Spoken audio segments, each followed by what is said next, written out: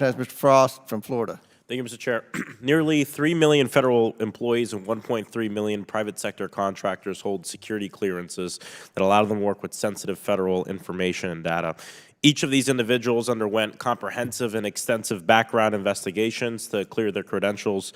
Improving personal vetting and onboarding for the most sensitive government positions is key to our national security, especially when the legacy system is about 70 years old. So, Mr. Miller, in your role as chair of the Performance Accountability Council, spearheading the implementation of Trusted Workforce 2.0, can you briefly describe what Trusted Workforce 2.0 is? Yes, thank you. And Trusted Workforce has been a project across multiple administrations, improving our overall personnel vetting system. It is a relook at how we do suitability and security clearance and a rebuild of the underlying systems, standards, and approaches. One of the major changes, which we have implemented now for the entirety of the national security workforce, is to move away from a periodic reinvestigation model to a continuous vetting model. The result of that is that agencies identify potentially problematic information years faster. That's a significant shift. We have a lot of work still to go.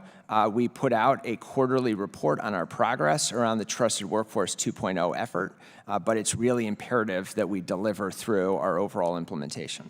Thank you. I was actually going to touch on the continuous vetting. And, we know in July 2021, not long after it was adopted, we heard about there was a defense counterintelligence and security agency that received an alert that somebody with security clearance was wanted in connection with an attempted murder.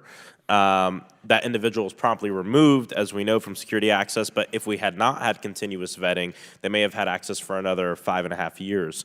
While this instance demonstrates the system's potential, can you elaborate on how frequently such alerts have led to actionable intelligence since the program's inception?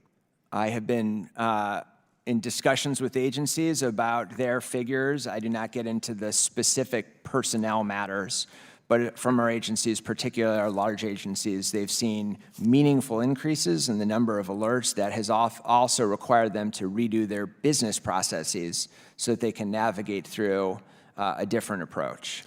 Roughly how many people in the federal government are still under the periodic review system where changes in their risk, could go unnoticed for about half a decade? We have moved the national security sensitive workforce entirely into continuous vetting.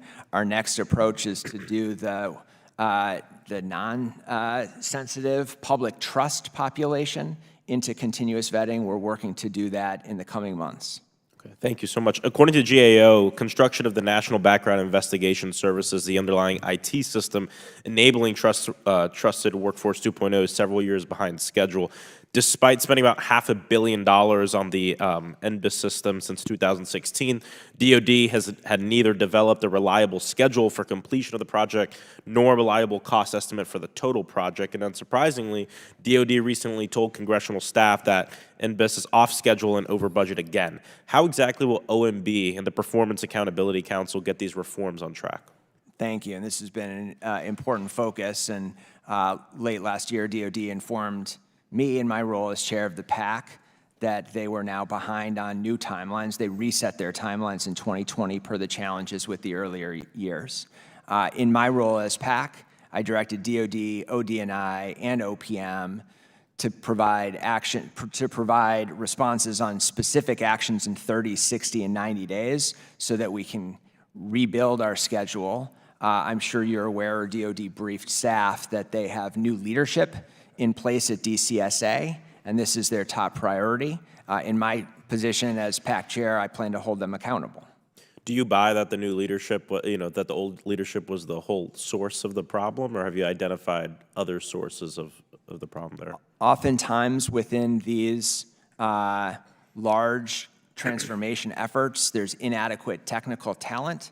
That's been a major focus of DoD, not just a leadership change, but bringing in more technical talent into the team to make sure that we're delivering. Thank you. Reforming our decades-old security vetting system is crucial. We can't allow poor planning and project management to affect our nation's ability to improve security clearance vetting. I look forward to continuing this oversight work with my colleagues. Thank you. I yield back. Thank you, Congressman.